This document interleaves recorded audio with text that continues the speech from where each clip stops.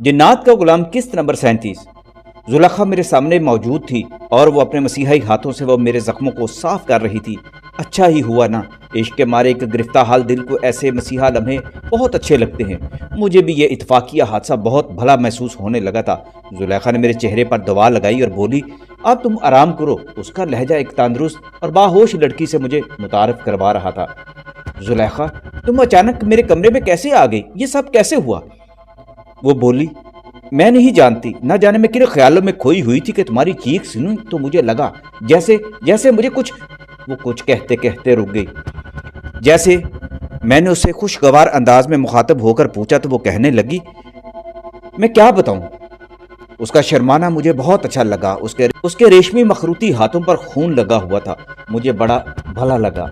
मैंने कहा, जुलेखा, तुम्हारे हाथों पर मेहंदी लगी है। उसने चौंक कर हाथ देखे। नहीं तो ये क्या है? मैंने इशारा किया।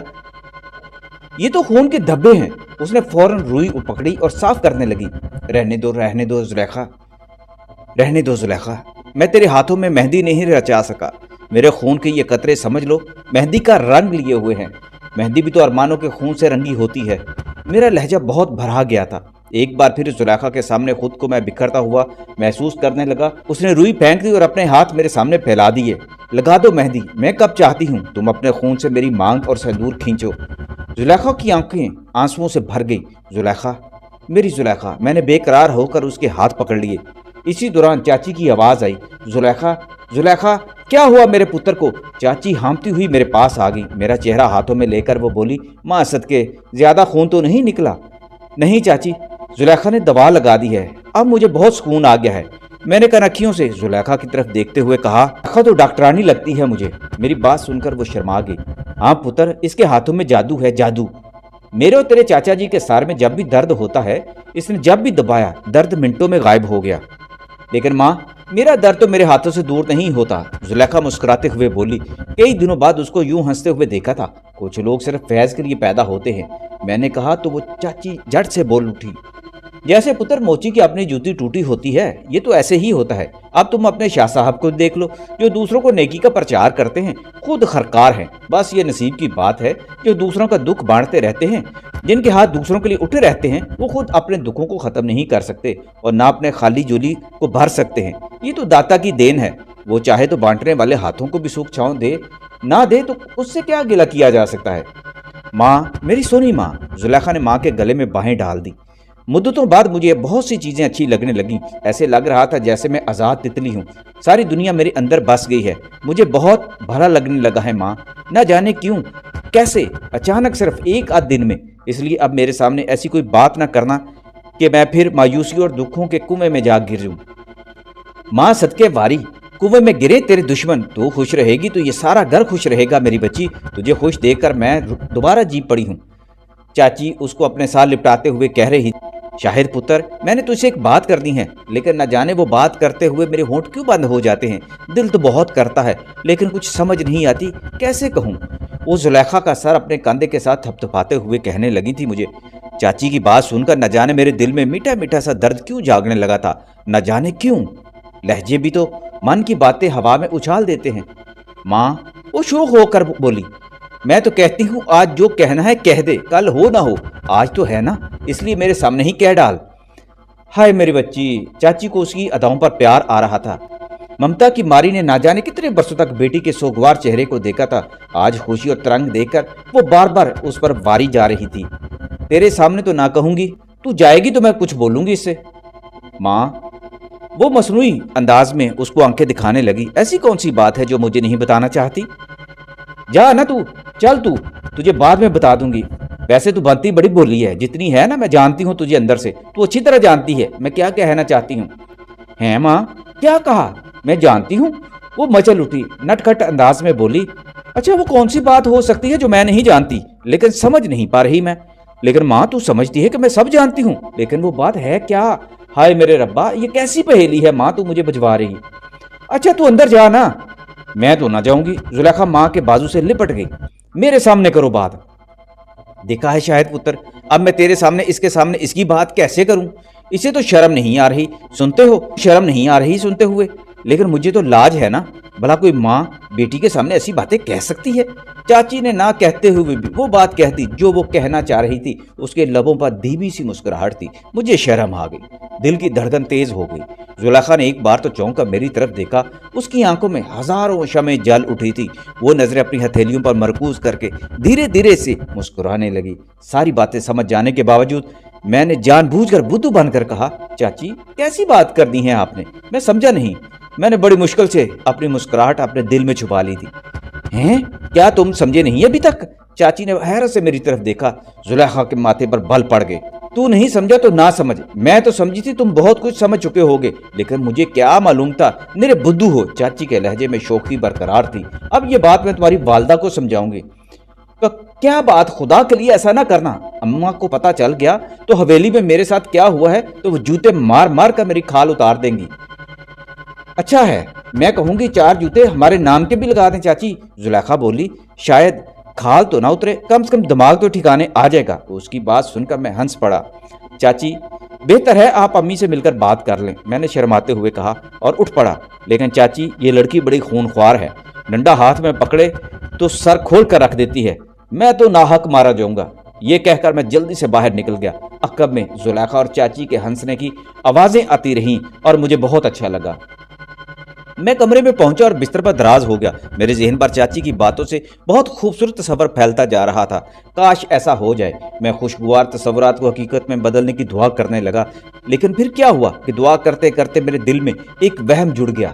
जुलेखा तुम्हारी नहीं हो सकती, वो तुम जैसे इंसानों के काबिल नहीं है, उस पर किसी और का हक है, तुम्हें उसके हक से दस्तबरदार होना होगा। नहीं मेरे मौला, ये सब क्या है? मेरे मौला मुझे इस फरेब से निकाल दे। जुलेखा मेरे काबिल है, उसको मुझसे छीनने के लिए ये सारा ड्रामा किया जा रहा है। मैं अंदर ही अंदर तड़पने लगा था।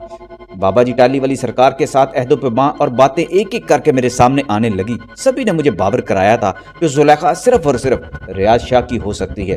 वो बाबा जी की अमानत है, बाबा जी ने उसे बेटी बनाया हुआ है, वो किसी और की नहीं हो सकती। ये बातें याद आने से मेरी वहशत बढ़ने लगी। मेरा पूरा बदन पसीने में भीग गया। मैं उठकर टहलने लगा। इस दौरान दरवाजा खटका। कौन है? मैं हूं बल्कीस। बल्कीस, या इलाही, ये फिर आ गई। मेरा सर घूमने लगा और कुछ वक्त पहले का मंजर मेरे जहन में ताज़ा हो गया। उसका बिगड़ा हुआ चेहरा, हाथ मेरे खून में भीगे हुए। अब वो मेरे कमरे में आना चाहती थी। मेरे हाथ पांव फूल गए। मैंने दरवाज़ा खोलने में थोड़ा सा तरद्दुद से काम लिया। शाह साहब खुदा के लिए दरवाज़ा खोले। अब क्या लेने आई हो? मैं बेख्तियार होकर अपनी गर्दन और चेहरे पर हाथ फेरने लगा। मेरे जख्मों से अभी तक दर्द की टीसें उठ रही थीं। बल्कीस की आवाज़ सुनकर तो सारे जख्म ताज़ा हो गए। शाह साहब कहाँ हैं? मैंने दरवाज़ा खोले बगैर पूछा। वो अपने कमरे में हैं, आप दरवाज़ा खोले, मैं अब बिल्कुल ठीक ठाक हूँ। अगर ठीक हो गई हो तो अपने घर चली जाओ ना, इधर क्या लेने आई हो? वो तो मैं जा रही हूँ, लेकिन आपसे मिले बगैर नहीं जाऊंगी। मैं आपसे माफ़ी मांगने आई हूँ। उसकी आवाज़ में लर्जिश साफ महसूस हो रही थी।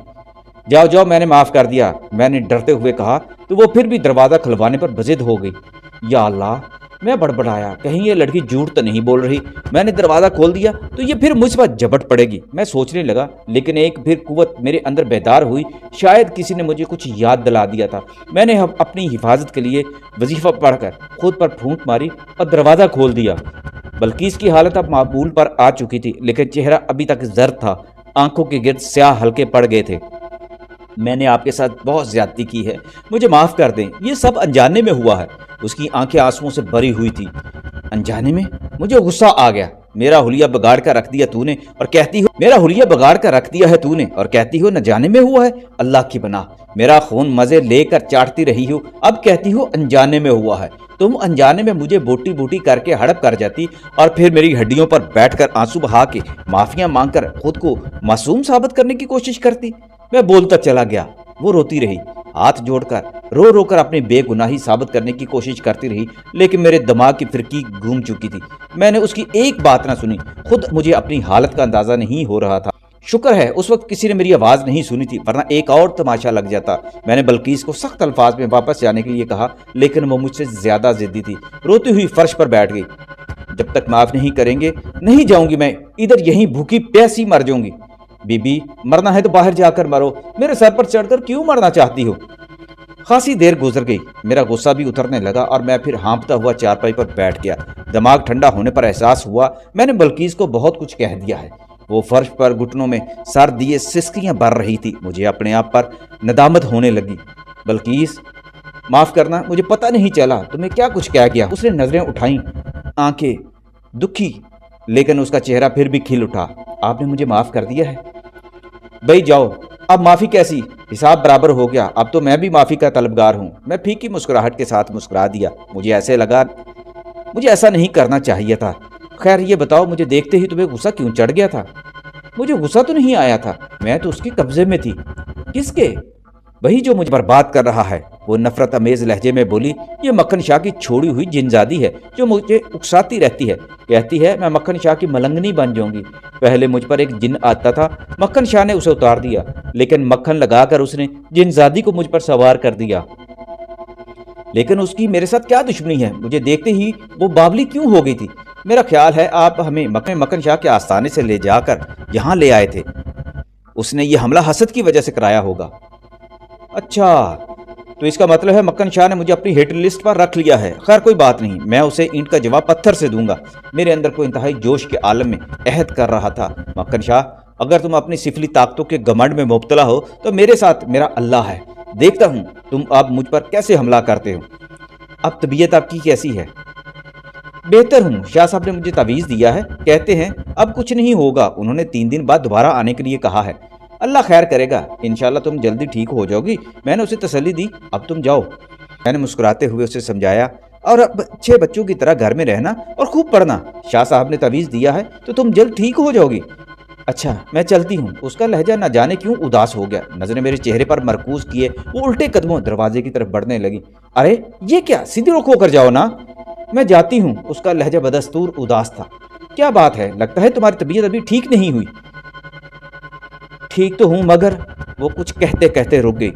آؤ میں تمہیں چھوڑاؤں۔ میں نے اسے ساتھ لیا اور باہر والے کمرے میں لے آیا۔ باہر اس کے ماں باپ بیٹھے ہوئے تھے۔ اس کے ماں باپ نے بھی اپنی بیٹی کی اس حرکت پر مجھ سے معافیاں مانگی۔ میں نے کہا اس بیچاری کو کیا قصور تھا، شکر کرے جلدی قابو میں آ گئی، ورنہ نہ جانے میرے ساتھ کیا سلوک کرتی۔ میں نے خوشگوار لہجے میں کہا اور پھر انہیں حویلی کے باہر تک چھوڑ آیا۔ وہ تانگا لے کر آئے تھے۔ میں نے محسوس کیا بلقیس یکدم خاموش ہو گئی تھی اور بار بار چپکے چپکے میری طرف دیکھ لیتی تھی۔ اللہ حافظ کہہ کر میں ریاض شاہ کے پاس گیا۔ وہ تھیلے سے کوئی شے نکال رہا تھا۔ آ گئے اپنے مہمان کو چھوڑ کر؟ وہ مجھے دیکھ کر ہنسنے لگا تو مجھے غصہ آ گیا۔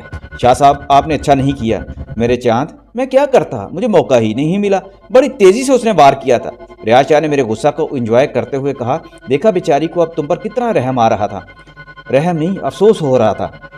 ہوش میں آنے کے بعد جب اسے بتایا کہ تم نے شاہد میاں کا کیا حال کر دیا تھا تو وہ پریشان ہو گئی۔ کہنے لگی میں تو اب ان سے ملوں گی، مجھے تو کچھ گڑبڑ لگ رہی ہے۔ کیسی گڑبڑ؟ میں نے ان کو گھور کر دیکھا، اس کے دل میں تمہارے لیے ایک جذبہ پیدا ہوا محسوس کیا ہے میں نے۔ ریاض شاہ نے کہا لگاتے ہوئے کہا، خبردار شاہ جی، بالکل نہیں، ایسی بات نہیں کرنی، بڑی معصوم لڑکی ہے، اس کی شرمندگی کو کسی اور جذبہ سے منسوب نہ کریں۔ پہلے اس پر جن سوار تھے وہ تو اتر گئے، یہ مکھن شاہ کی چھوڑی اس کی موکلا ہے، یہ بھی دفان ہو جائے گی، لیکن مجھے ڈر ہے اگر اس پر عشق کا بھوت سوار ہو گیا نا بابا، یہ بھوت مجھ سے نہیں اترے گا پھر۔ اس روز ریاض شاہ بہت زیادہ خوشگوار دکھائی دے رہا تھا۔ شاہ صاحب یہ زیادتی ہے، آپ جانتے ہیں میں ایسا نہیں ہوں۔ بولو اور بولو، کیا میں نہیں جانتا؟ مجھے اب بتاؤ گے کہ تم ان جذبوں سے ناشنا ہو؟ میں کچھ نہ بولا تو کہنے لگا، اپنے وعدے کا پاس رکھنا شاہد میاں، آگ میں کودو گے تو جل جاؤ گے۔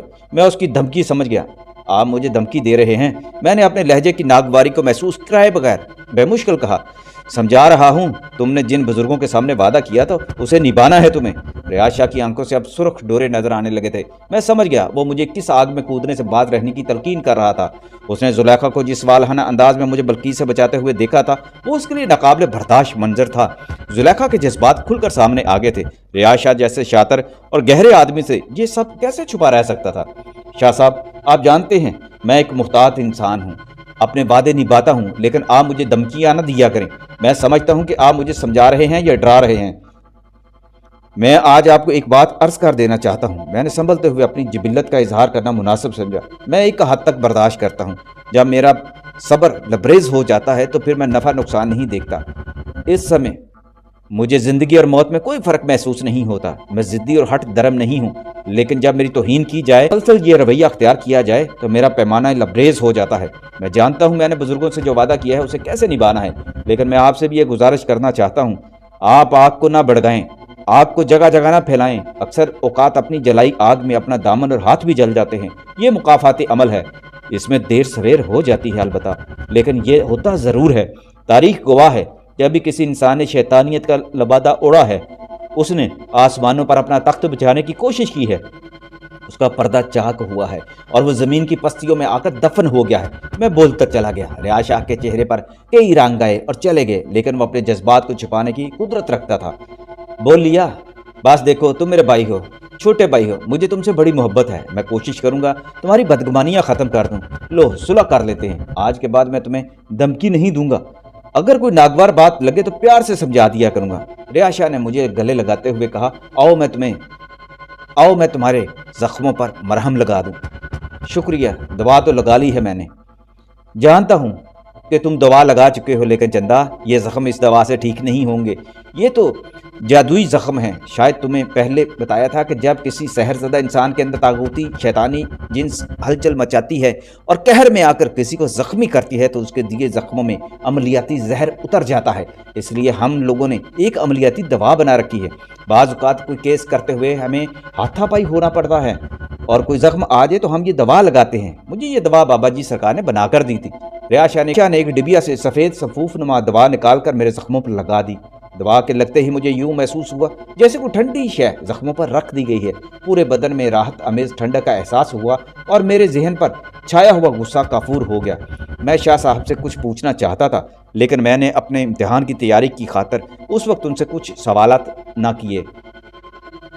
मैं कुछ देर बाद दोबारा कमरे में चला गया। दवा लगने से जहन ताज़ा हो गया था। किताब खोलकर असबाक देखने लगा और फिर किताब पढ़ते पढ़ते ही मुझे नींद ने आ लिया। मैं बहुत गहरी नींद सोया हुआ था, लेकिन एक ख्वाब ने मेरी नींद मुंतशिर कर दी। ख्वाब इंतहाई खौफनाक था। जब उससे बेदार हुआ तो एहसास हुआ ख्वाब की दहशत तो मुझ पर अभी तक तारी है। ख्वाब में क्या देखता हूँ कि मैं एक फ़ज़ा में उड़ता हुआ चला जा रहा हूँ। हरे भरे खेत, गाँव, पहाड़, आबशारे, शहरों के ऊपर से उड़ता बादलों में तैरता इंतहाई मसरूर दिखाई देता था। फिर मैंने एक बुलंद इमारत वाले शहर के ऊपर पहुंचा तो देखा एक अजदहा मेरे पीछे लग जाता है। सर आसमान को छू रहा था और दुम नीचे जमीन के पंदार को छू रही थी। अजदहे के मुंह से आग निकल रही थी। मैं डर गया कहीं ये मुझे खा ना जाए। मैं तेजी से अपना रुख बदल लेता। अजदहा करवट लेकर मेरी तरफ पलटता। वो मुझ पर आंख फेंकता। मैं खौफजदा होकर आग से बचने की कोशिश करता। आग मेरे पूरे जिस्म को छूती, लेकिन मुझे हल्की सी तपश तो महसूस होती। जिस्म झुलसता नहीं था। अजदहा मेरे करीब आ गया। ख्वाब में मैं देखता हूँ कि अजदहा मेरे करीब आ जाता है और मुसलसल आग फेंकता है, लेकिन आग से मेरा बदन फिर भी नहीं जलता।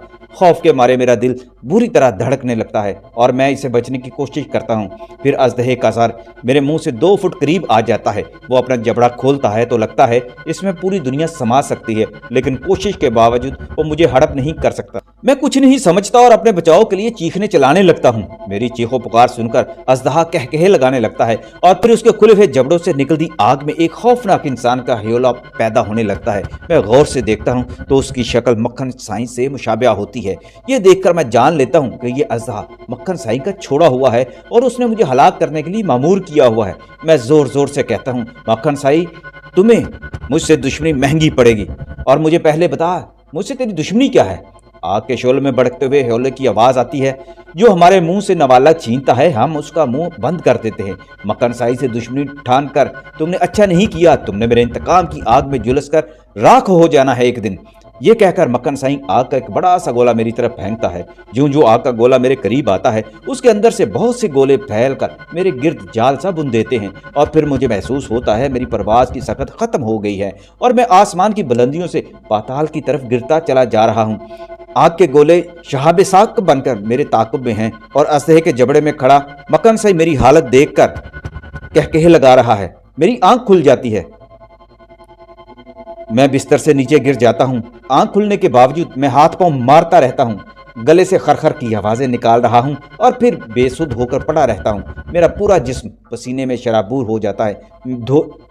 दिल ढोल की तरह बज रहा है। आंखें जब कमरे में चले बल पर मरकूज होती हैं तो होश वापस आने लगते हैं और फिर मुझे ख्वाब से हकीकत की दुनिया में लौटने में देर नहीं लगती। میں نے خواب دیکھ لیا تھا۔ پھر میں نے فوری طور پر اٹھا اور وضو کیا۔ تہجد کا وقت ہو رہا تھا۔ نوافل ادا کرنے کے بعد میں ٹالی والی سرکار اور بابا جی سرکار کا دیا ہوا وظیفہ پڑھنے بیٹھ جاتا ہوں۔ یہ وظیفہ سجدے میں گر کر پڑھنا شروع کیا تھا۔ آدھا گھنٹہ یوں ہی سجدے میں پڑے رہنے میں اپنے رب سے اس کی حفاظت، وکالت اور رحمت مانگتا ہوں۔ پھر خشیت الہی کو اپنے رگ و پے میں محسوس کرنے لگتا ہوں۔ پھر میرا پورا جسم اذیت ناک خواب کے احساس سے نجات پانے لگا۔ ٹاہلی والی سرکار نے سچ کہا تھا، تہجد کے وقت ایک مسلمان کو اپنے رب سے جو قربت میسر آتی ہے، شاید وہ کسی اور وقت کی عبادت اور ریاضت پہ نصیب نہ ہو۔ قبولیت کی گھڑی کے اوقات کا تعین اس رب کائنات کے اختیار میں ہے۔ وہ چاہے تو کسی گھڑی میں بھی ایسا لطف عطا کر دے۔ اس کا فضل اور رحمت ساعتوں کا پابند نہیں، لیکن جو نزاکت اور لطافت تہجد کی ان ساعتوں میں محسوس ہوتی ہے، یہ اس بندے سے پوچھا جا سکتا ہے جو شب گزاری کا عادی ہو، جسے عبادت اور ریاضت میں سرخروئی حاصل ہو چکی ہو۔ یہ تو وہ لمحات ہوتے ہیں جب میرا مولا کل اپنے بندوں کی سسکیوں کو تھپ تھپاتا ہے، اپنے بندے سے خوش ہو کر اپنے فرشتوں سے کہتا ہے، دیکھو میرے اس بندے کو دیکھو، اس نے رات آنکھوں میں گزار دی صرف میرے لیے۔ یہ مجھ سے جو مانگے گا میں اسے دے دوں گا۔ اللہ کیا شان ہے میرے سونے اللہ کی۔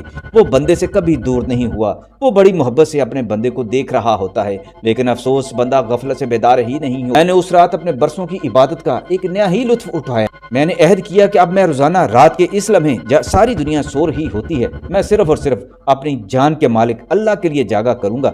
لیکن افسوس اس ذات کامل نے اپنی ایک رات کی عبادت سے اتنا فیض دے دیا کہ میں اس کی لاج نہ رکھ سکا، اور ناشکروں کی طرح یہ بھول گیا کہ میں نے اس رات جو عہد کیا تھا اس کیا ہوا۔ میں بھی ان بندوں کی طرح دنیا کے پیچھے لگ گیا جو اللہ سے قربت محض دنیا کی طلب کے لیے بڑھانے کی کوشش کرتے ہیں۔ اگلی صبح جب بیدار ہوا تو ریاض شاہ کو اپنا خواب سنایا۔ اس نے مجھے تسلی دی اور کہا، آج رات بابا جی سرکار آئیں گے تو ان سے بات کر کے میں مکھن سائی کا بندوبست کرتا ہوں۔ ریاض شاہ نے کچھ پڑھ کر میرے سینے پر پھونک ماری اور کہا، بابا جی نے تمہیں جو وظیفہ دیا ہوا ہے اسے پڑھتے رہا کرو، اللہ خیر کرے گا۔ اس روز خلاف توقع میرا پرچہ بہت اچھا ہوا تھا، حالانکہ میں پریشان تھا۔ اللہ نے میرے لیے پرچہ آسان بنا دیا تھا۔ میں ملک وال آنے کے لیے لاری اڈے پر پہنچا اور باز پر سوار ہو کر میں اپنی سیٹ پر دبک کر بیٹھ گیا۔ میں نے خالی ذہن ہونے کی بجائے اللہ کا ذکر کرنا مناسب سمجھا اور بزرگوں کا دیا ہوا وظیفہ پڑھنے لگا۔ میں اس وقت وظیفہ پڑھنے میں اتنا مگن تھا، جب کنڈکٹر نے مجھ سے ٹکٹ کے پیسے مانگے تو میں نے پیسے نکال کر اس کو دیے۔ اس نے پوچھا کہاں جانا ہے؟ میں نے سمبڑیال کی نہر کے اسٹاپ کا بتایا تو وہ بولا، باؤ جی یہ بس سمبڑیال تو نہیں جا رہی۔ تو پھر یہ کہاں جا رہی ہے؟ میں نے چونک کر پوچھا تو پھر میری نظریں بس سے باہر کا منظر دیکھنے لگی۔ بس شیخ مولا بخش کے تالاب کے قریب سے گزر رہی تھی۔ جناب بس تو ظفروال کی طرف جا رہی ہے۔ تو نے مجھے پہلے کیوں نہیں بتایا؟ میں نے غصے سے اس کو کہا۔ سواریاں میری طرف دیکھنے لگیں۔ ظفروال سیالکوٹ کے بارڈر کی طرف ایک قصبہ تھا۔ دیہاتی لوگوں اور طالب علموں سے بس کھچا کھچ بھری ہوئی تھی۔ آپ کو نہیں پتا بس کہاں جا رہی ہے؟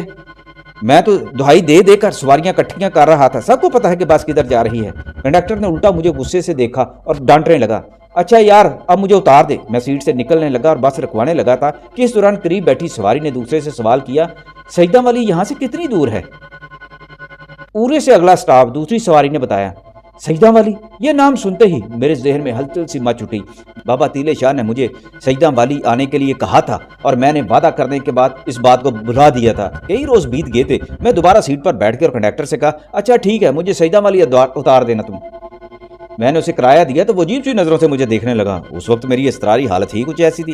میں کئی برسوں سے سجدہ والی جانے کی کوشش کر رہا تھا، لیکن ہمیشہ کوئی نہ کوئی رکاوٹ ایسی آ جاتی تھی کہ میں اپنے ارادے پر عمل نہ کر سکتا تھا۔ لیکن آج تقدیر نے خود مجھے اس راہ پر ڈال دیا تھا۔ بس اورے جا کر رکی تو میں جلدی سے نیچے اتر گیا۔ پل ایک کے پہلو میں واقع یہ گاؤں خاصا قدیم تھا۔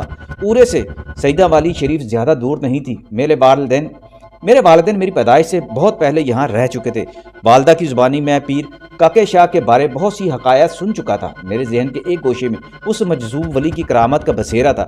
بس سے اترتے ہی میرے قلب و ذہن میں ان کی نورانی پرچھائیاں رینگنے لگیں۔ اس وقت دھوپ پھیلی ہوئی تھی، لوگ اپنے اپنے کاموں میں مصروف تھے۔ بس سے اتر کر اندازہ ہوا کہ میں نے غلط سٹاپ کا انتخاب کیا ہے۔ سجدہ والی جانے کے لیے بس قصبہ کے قریب سے ہو کر گزرتی تھی، لیکن میں ایک سٹاپ پہلے ہی اتر گیا تھا۔ میں نے ایک دیہاتی سے سجدہ والی کا راستہ پوچھا تو اس نے بتایا کہ 2 کوس دور ہے۔ مجھے بھوک بھی ستا رہی تھی۔ میں نے ہوٹل پر کھانے کا سوچا۔ ایک ٹوٹے پھوٹے کھوکے میں ایک دیہاتی بوڑھا جس نے بنیان اور دھوتی پہنی ہوئی تھی نان پکوڑے بیچ رہا تھا۔ 10-12 لوگ وہاں بیٹھ کر نان پکوڑے کھا رہے تھے۔ اس کے سوا دور دور تک کوئی ہوٹل نظر نہیں آ رہا تھا۔ میں کھوکے والے کے پاس گیا اور 5 روپے دے کر نان پکوڑے مانگے تو وہ میری طرف دیکھنے لگا، پتر پردیسی لگتے ہو۔ پردیسی؟ مجھے اس لفظ میں بڑی اپنایت محسوس ہوئی۔ دیہاتی لوگ دوسرے شہروں سے آنے والوں کو پردیسی ہی کہتے ہیں، جبکہ ہمارے ہاں تو پردیسی سے مراد دوسرے دیش سے آئے ہوئے انسان کو کہا جاتا ہے۔ ہماری دیہی زندگی میں دور دراز کے دیہاتوں اور شہروں کو بھی دوسرا دیش ہی سمجھا جاتا ہے۔ کھوکھے کے پاس ہی ایک ٹوٹی پھوٹی چوکی پڑی تھی، میں اس پر بیٹھ گیا۔ بابا میں پردیسی ہوں، لیکن آپ کو کیسے معلوم ہوا؟ پتر جی، جمعرات کو میں نان پکوڑے پیسے لے کر نہیں بیچتا، یہ نظر نیاز کا دن ہوتا ہے، دور دور سے لوگ اس روز میرے نان پکوڑے کھانے آتے ہیں، اس لیے میں جان گیا کہ تم پردیسی ہو۔ بابا بوٹے کی دکان کا رواج تم نہیں جانتے؟ سوری بابا، میں نہیں جانتا، میں نے کہا تو اس نے ٹھنڈے نان کے اوپر چند گرم گرم پکوڑے رکھ کر مجھے دے دیے۔ میں نے ایک لقمہ ہی لیا تھا کہ خشک نان کا ٹکڑا میرے گلے میں پھنس گیا۔ میں نے بابا بوٹے سے پانی مانگا تو اس نے ایک سراہی کی طرف اشارہ کیا۔ اس کے پاس مٹی کا ایک پختہ گلاس پڑا ہوا تھا۔ میں نے جلدی سے سراہی سے پانی لیا اور گھٹا گھٹ پی گیا۔ پانی پیتے ہی نان کا ٹکڑا میرے معدے میں اتر گیا۔ میری حالت دیکھ کر پاس بیٹھے دیہاتی ہنسنے لگے۔ بابا بوٹے نے یہ دیکھا تو انہیں ڈانٹ کر بولا، اوے پاگلو، اس بیچارے نے پیر کاکے شاہ کا لنگر پہلی بار کھایا ہے، اس لیے گلے میں پھنس گیا ہے۔ پیر کاکے شاہ کا نام سن کر میں چونکا اور میری نظر پانی والی سراہی پر جال لگی۔ اس پر لکھا تھا کاکے شاہ دی سبیل۔ مجھے بابا بوٹے کی ذات میں دلچسپی محسوس ہونے لگی۔ میں جب نان پکوڑے کھا چکا تو بابا بوٹا نے میری طرف دیکھا، اور دوں پتر؟ شکریہ بابا، پیٹ بھر گیا ہے۔ کہاں سے آئے ہو اور کہاں جانا ہے؟ میں نے اپنے قصبے کا نام بتایا اور کہا، پیر کاکے شاہ کے مزار پر حاضری دینے جا رہا ہوں۔ حضرت پیر کاکے شاہ کے مزار پر حاضری دینے جا رہا ہوں؟ ماشاءاللہ، دیکھو میرے پیر کی کرامت، لوگ دور دور سے مزار پر دعا کرنے آتے ہیں۔ بابا بوٹا پکوڑوں کی کڑاہی چھوڑ کر میرے پاس آ گیا۔ اس کے جھریوں زدہ چہرے پر عجیب سی چمک آ گئی تھی۔ میرے ہاتھ اپنے بوڑھے ہاتھوں میں لے کر لرزتی آواز میں بولا، پتر مزار پر جا کر دعا کرنا، میری چھوٹ ہو جائے، میرے لیے 2 نفل پڑھ دینا پتر، سورہ یاسین کی تلاوت ضرور کرنا، اللہ سے دعا کرنا میری چھوٹ ہو جائے۔ بابا بوٹے کی آنکھوں سے 2 آنسو جھریوں میں راستہ بناتے ہوئے نیچے گرنے لگے تو میں نے ہاتھ آگے بڑھا کر اس کے آنسو زمین پر گرنے سے بچا لیے۔ بابا میں دعا کروں گا، میں نے ہاتھ اس کے کاندھے پر رکھ کر اسے تسلی دی۔ بابا مگر ایک بات پوچھوں؟ جی پتر، 100 بار پوچھو۔ بابا کب سے یہ نظر نیاز کر رہے ہو؟ کیا آپ نے کبھی پیر کاکے شاہ کو دیکھا ہے؟ بابا بوٹے کے ماتھے کی سلوٹیں سمٹنے لگیں، آنکھیں سکڑ گئیں اور ہونٹ کھنچ کے بھرائی ہوئی آواز میں بولا، پتر ایک بار دیکھا ہے اس گنہگار نے۔ پتر آج تک کسی نے مجھ سے یہ سوال نہیں کیا تھا، میں نے کبھی کسی کو نہیں بتایا، آج تو نے پوچھا ہے تو میں تجھے بتاؤں گا، لیکن کچھ دیر ٹھہر جا، میں نیاز بانٹ لوں، فارغ ہو کر تمہیں بتاتا ہوں۔ بابا بوٹے نے 20-25 منٹ میں ساری نیاز بانٹ دی۔ چھابے میں ایک نان اور 2 پکوڑے بچ گئے تھے۔ اس نے ایک رنگین کپڑے میں نان پکوڑے طے کر کے کھوکھے کے اندر رکھ دیے۔ بابا آپ بھی کھا لو، باتیں بعد میں کر لیں گے، نان پکوڑے ٹھنڈے ہو جائیں گے۔ پتر میں رات کو کھاؤں گا، یہ تو کسی کی امانت ہے جو میں نے سنبھال کر رکھ دی ہے۔